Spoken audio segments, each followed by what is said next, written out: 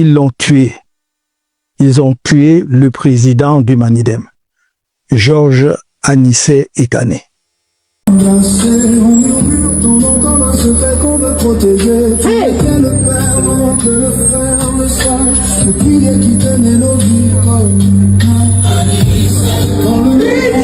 Le Cameroun pleure la disparition d'une de ses consciences politiques les plus vives. Le professeur Anissé Ekane nous a quittés le 1er décembre 2025 dans des circonstances tragiques qui ont profondément ébranlé la nation. Pendant près d'un demi-siècle, cet homme au parcours exceptionnel aura été un infatigable combattant pour la démocratie et un pionnier de l'unité nationale. Voici l'histoire d'un patriote devenu symbole. Georges Anissé Ekane voit le jour le 17 avril 1951 à Douala, à l'hôpital Lakentini. Élève brillant, il fait son cycle primaire à l'école d'Aqua. Son parcours secondaire l'amène du collège Liberman au lycée Jos, avant les collèges Alfred Saquet et Saint-Pierre de Lille, où il décroche son baccalauréat.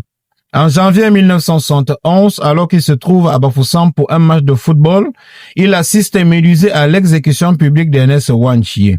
Un choc, une blessure, et surtout, le point de départ d'un engagement irréversible. Il poursuit ensuite ses études supérieures en France à l'université de Lille 1, puis à l'ESCAE de Lille, où il obtient un diplôme en économie. En France, il plonge immédiatement dans le syndicalisme étudiant au sein de l'Union nationale des étudiants camerounais. En 1973, il rejoint l'Union des populations du Cameroun, l'UPC, parti historique de la lutte indépendantiste. Il y restera plus de 20 ans. De retour au pays en 1983, il anime les structures clandestines du parti. En février 1990, il est arrêté aux côtés de Meyondo Black. Traduit devant le tribunal militaire de Yaoundé, il écope de 4 ans de prison ferme, d'une lourde amende et de la déchéance de ses droits civiques. Il connaîtra plusieurs prisons avant d'être gracié en août 1990. Cet enfermement n'a pas brisé sa détermination. Au contraire, il l'a fortifié. Faute de soins. Moussiki, faute de soins. Il est Lamatou, faute de soins. Diwa, faute de soins. Qui m'oublie? 3 mars 1991, il cofonde le Manidem, le mouvement africain pour la nouvelle indépendance et la démocratie, qu'il présidera sans relâche. Depuis l'avènement du multipartisme, Anissé Ekane sera de tous les combats. Mais le combat le plus personnel, c'est celui contre le tribalisme. En tant que Bassa, il a ouvertement et courageusement lutté contre les divisions anti-bamileke et anti-nordistes, faisant de cette lutte un pilier central de son parti, le Manidem. Cette conviction s'est traduite en actes.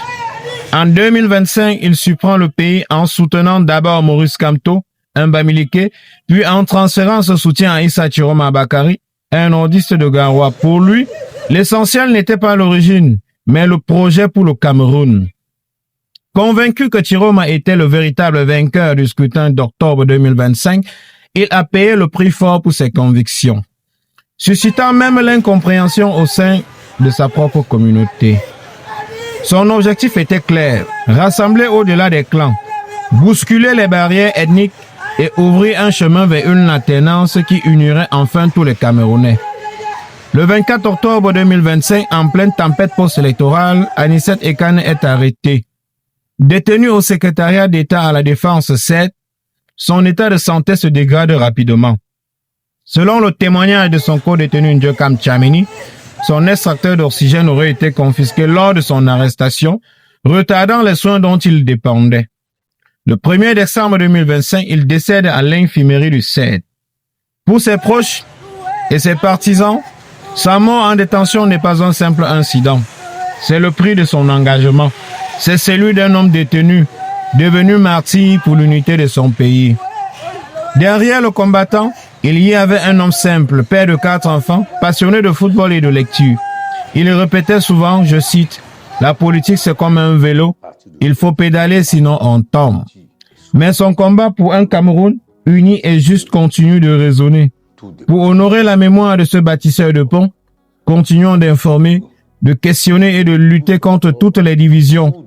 Abonnez-vous, partagez cet hommage et dites-nous en commentaire comment selon vous peut-on poursuivre aujourd'hui son combat pour un Cameroun au-delà du tribalisme.